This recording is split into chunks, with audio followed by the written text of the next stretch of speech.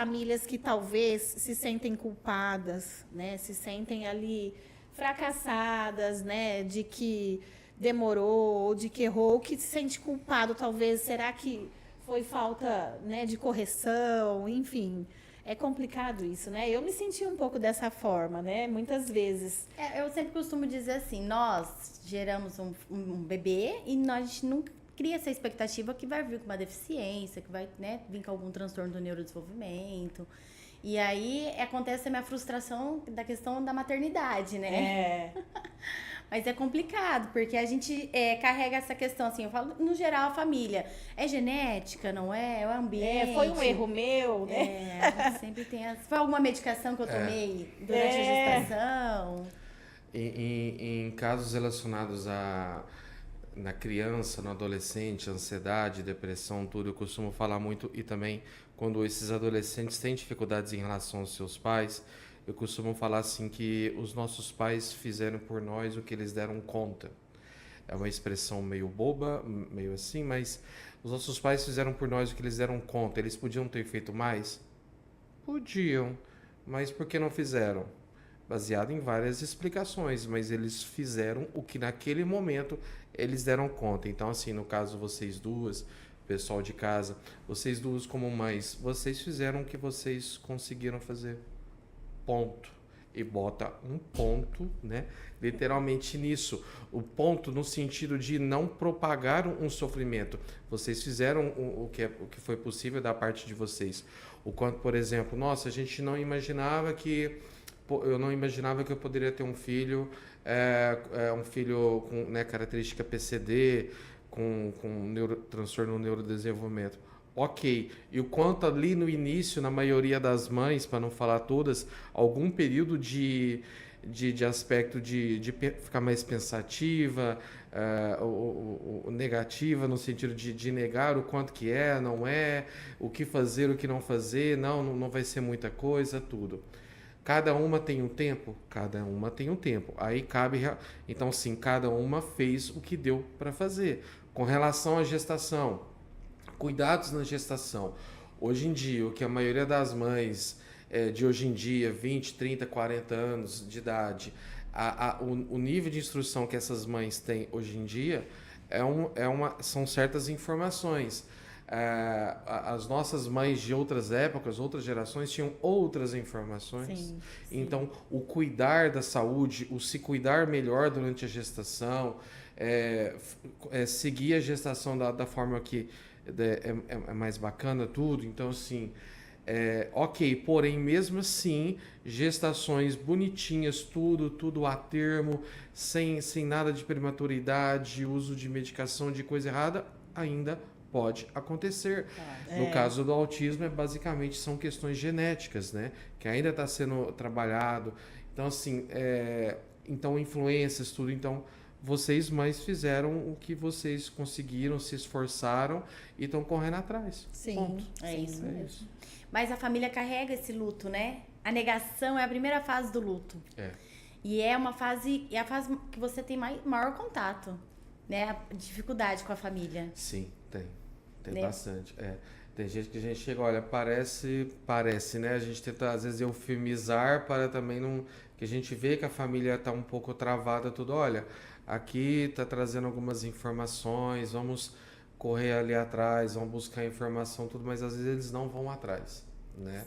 E a gente orienta tudo, mas você vê que a família está travada, está chateada, nem queria estar ali, se sente pressionada. Geralmente, olha, a escola me obrigou a vir aqui, tem muito dessa expressão. A minha mãe pediu para vir aqui, a avó tá me enchendo o saco. É desse jeito. Então, assim, o quanto que a gente tem que ter todo um joguinho de cintura mesmo. E é complicado, não é fácil. É uma ferida aberta, né, que você tem que ter uma delicadeza muito grande para... E o outro mexer na ferida, né? Não é nem em si. Aí fica mais difícil. Aí você tem que ter jogo de cintura. Mãe, tá, beleza. Na maioria das crianças que a senhora conhece, dessa idade, tudo, como que é? Como que a senhora acha que é tudo? Quando a senhora leva seu filho lá no parquinho, filho, vai lá, brinca. Eu faço esse movimento aqui, ó, olhando para a mão. Na expectativa com que o filho vá e vai brincar com os outros meninos. Como ele reage. Ele vai brincar? Não. Não, ele fica ali no cantinho dele, fica no meio das minhas pernas, não desgruda das minhas pernas. Ou às vezes não, né? Algumas mães falam, não, ele fica lá no meio, ele brinca. Ah, tá, ok, mãe, ele brinca certinho. Mas quando ele brinca aquela troca bonita, uma hora um faz, Ou outro faz, sozinho. um copia, outro faz, tudo. Ou como se ele tivesse um pouquinho meio perdido ali, no meio ali. mundinho E dele. todo mundo naquela intensidade, e ele não na mesma intensidade, não do mesmo jeito, tudo. Aí a mãe... Você vê, você tem que criar situações e dar exemplos Você tem que ser... para não ser direto e não machucar, não ferir, isso. né, a pessoa. Questão da comunicação, da fala. Ele fala, aí Isso. a criança não fala. Até questionável essa forma de perguntar. Então, a forma de perguntar, criar às vezes um enredo, tudo, uma situação. Mas não só fala, vai falar que fala. fala. Ele fala. Mas ele não se comunica. Como que é esse falar? Me dá um exemplo, Sim, etc. sim. Tudo, né? Ele aponta. Mas ele fala. Ele aponta, mas aponta de que jeito? Aí, assim, às vezes eu levanto tudo, tá, tudo bem, ele faz assim, de que jeito que ele faz, tudo, que jeito que ele anda, é mais ou menos assim, como é que ele interage. Criando Então, situações. às vezes, você tem que, às vezes, fazer se precisar fazer um teatrinho, tem que fazer tudo para ficar mais didático, né? Sim. E aí, às vezes, mesmo falando de todas essas formas e você observando... Ela não enxerga. Isso, observando que ali você vê que tudo está um pouco mais sugestivo para prejuízos e a mãe não traz essa forma, aí você respira, né? Tudo bem, mãe. Ok, eu entendo tudo. Vamos rever direitinho. Vamos buscar o ponto de vista de outros profissionais, Isso, tudo, aí etc.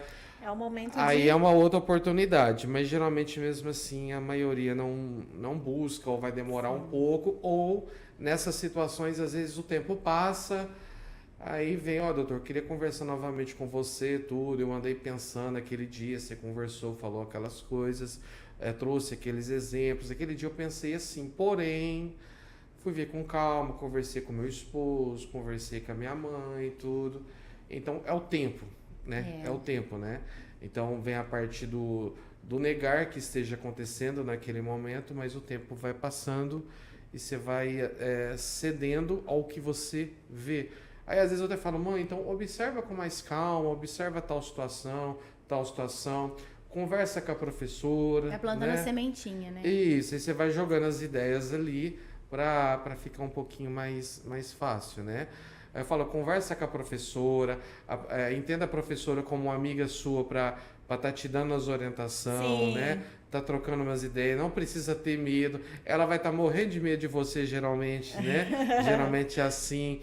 Mas assim, conversa, tenta trocar, dá oportunidade. Mas ele faz isso? Ele faz, mas que jeito que ele faz? Aí eu fiquei meio assim indecisa, me dá a sua opinião, tudo. Sim. Então, dê mais abertura para o professor também. É isso legal é muito importante. né? O profissional ser bem claro em relação a essas informações.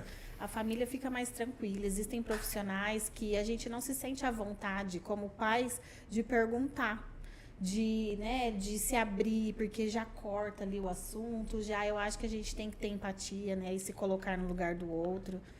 Mas Sempre. quando o diagnóstico é bem evidente, né, doutor? E a família está dentro do processo da negação, quem entra em prejuízo é a criança.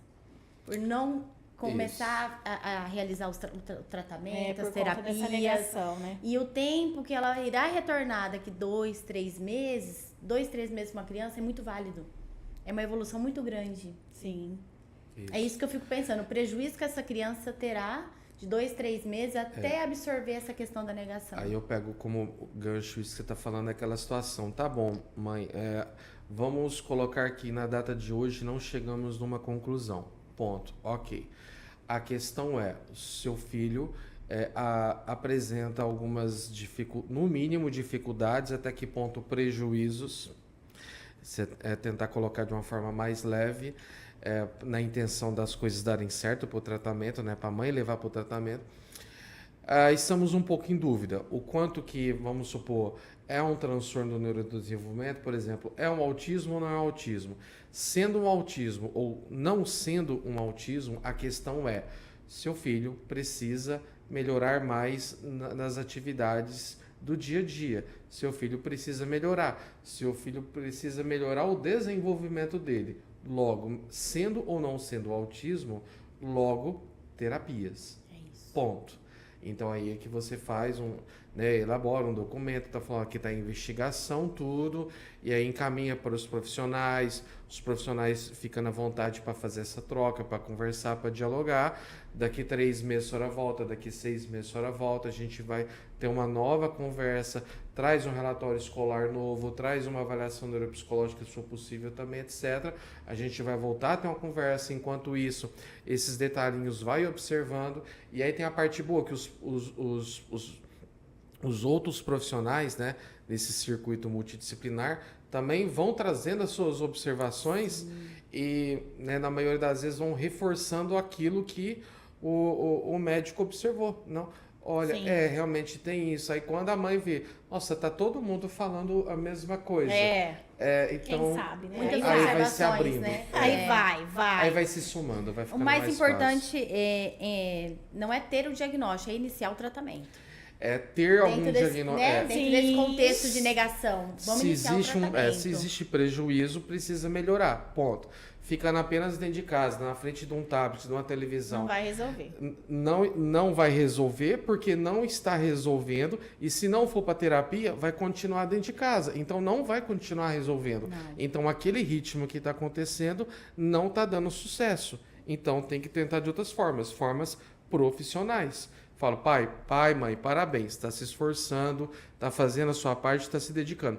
Porém, não está o suficiente, temos que fazer de outras formas, de forma profissional. É interessante o que o doutor falou, né? E que as famílias saibam disso, que o processo de intervenção pode ser com o diagnóstico em evolução, né? Em investigação. É bem interessante. Então, às vezes, a pessoa, a família, vamos dizer assim, ela espera o fechamento daquele diagnóstico para dar, né, o pontapé inicial aí na intervenção. E nós podemos já, é o que você falou, não importa o laudo, Não. importa Não precisa de um diagnóstico necessariamente. O quanto que por exemplo, está em investigação para tal diagnóstico ou tal diagnóstico. Ponto, beleza. Vai para terapia, você coloca no encaminhamento. Olha, encaminho o paciente tal, porque no momento está sendo investigado para tais possibilidades e precisa melhorar em tais áreas. Ponto. Legal. O profissional vai receber, vai observar, vai avaliar, vai dar a avaliação dele, aí é uma outra avaliação, e vai falar, olha, no meu ponto de vista, isso pode ser melhorado, tudo, seja tal diagnóstico ou não seja tal diagnóstico. É claro que algumas conduções, elas são, depende, baseado, por exemplo, na ciência aba ou não, tudo tem todas essas questões. Mas geralmente, isso muito falando para as mães, né? Geralmente os profissionais, eles vão observar, olha, eu estou observando isso, aqui estou um pouco em dúvida, vamos observar mais, aqui tem isso. Então, esses conjuntos desses itens está mais próximo para tal diagnóstico, ponto. Então, nós vamos conduzir pensando em tal diagnóstico, ponto. Então, assim, vai tomando uma direção. É terapia, até ficar um pouco mais claro, principalmente com a ajuda desses profissionais também, em seus relatórios, né, de avaliação multidisciplinar, ali na frente a gente somar e ficar um pouco mais fácil, mais evidente, mais organizado. Mas sim, dá para estar fazendo a terapêutica antes de um diagnóstico firmado, sim. Muito legal. E voltando um pouquinho no assunto da medicação, né, um assunto que tanto quanto polêmico, né, que aceito de um lado, como fala, não aceito de outro. Achei bem interessante. Existe muito preconceito em relação ao canabidiol, mitos e verdades. A gente viu, né, que o doutor defende a causa, né? Eu acho interessante, né? Através das... Não é bem defender a causa, né? Não é isso. Eu falo, aceito, trabalha, né? Ver como, em alguns momentos, válido, né? Em alguns casos. Então, acho que isso é importante, porque no sentido da negação que eu falo, as pessoas 100%. Tem umas que não vê possibilidade nenhuma. E é o que a gente fala, não é sempre, mas em alguns momentos, né? Então, o que o senhor tem para falar um pouquinho disso? Em relação a 5, 10 anos atrás, eu acho que, não sei quando vocês também pensam dessa forma, tem me surpreendido o aumento de número de mães sim, buscando informações, se interessando, ou até querendo mesmo as medicações ou produtos, né, que são o canabidiol e outros fitocannabinoides. Então está aumentando muito, mães com bons níveis de instrução, bom acesso à informação, e até outras mães de aspecto mais humilde em conhecimento também estão procurando bastante, aumentou muito mesmo. Várias instituições mais sérias pelo mundo, assim, ou mais conservadoras ou tradicionais pelo mundo, eles comentam sobre evidências científicas mais robustas em certas áreas, o quanto que outras instituições, assim, com muitos estudos científicos, já pensam mais em usar numa quantidade um pouco maior de clínicas, né? E a gente acaba realmente observando isso, um sucesso bem maior do que às vezes se falam as instituições mais conservadoras, né? Por exemplo, se comenta muito sobre epilepsia, alguns casos, tudo. Ok, mas o quanto que em outras áreas a gente acaba fazendo uso baseado, né, nas evidências científicas e a gente vê um sucesso bem bacana, né? Por exemplo, a questão do autismo, principalmente autismo nível 3, a gente, crianças com autismo nível 3 de suporte, a gente vê depois de 2 meses, 3 meses, 6 meses, a gente vê uma evolução muito bacana. Olha que legal. Que o quanto que essas crianças, geralmente, elas estão ali com outras medicações boas, ótimas, com estudos científicos, muita evidência científica também. Por exemplo, risperidona, aripiprazol, tudo está usando e está tendo um certo sucesso, está tendo uma certa melhora, ponto. E aí a gente também entra com o canabidiol ou outros produtos próximo do canabidiol, algum extrato de canabidiol, tudo, e a gente vê uma evolução bem bacana, até às vezes surpreende um pouco em relação ao ver só o aripiprazol ou o risperidona. Ele vem para somar, né? Ele vem para complementar e não para substituir. Então é isso que as pessoas também... Esse é até um raciocínio. As mães mesmo falam, então tá bom, agora a partir de agora vai ser. Tá Só prescrito, esse. tá prescrito. Vai ser só Isso. esse, só. Não. O risperidona pode parar, né? Desse jeito, né? Tá lá 4 miligramas de risperidona, uma dose, né, importante e tudo, não. Vamos usar concomitantemente, vamos observar. Ali na frente a gente vai ver como que vai ser. Se a gente vê um sucesso importante, tudo, aí o quanto que a gente pode pensar na possibilidade de outras medicações gradativamente o processo serem retiradas, gradual, né? ou não, o quanto que o organismo às vezes não, eu ainda preciso, então não é bem assim. Sim. Isso, né, partindo do princípio também que existem prejuízos importantes ao ponto da gente justificar o uso de uma medicação de um produto, né? Então tem essa circunstância. Então tem bastante evidência científica para várias clínicas. No caso do neurodesenvolvimento, o autismo, o TDAH ajuda bastante, sim, e vem dando bastante certo.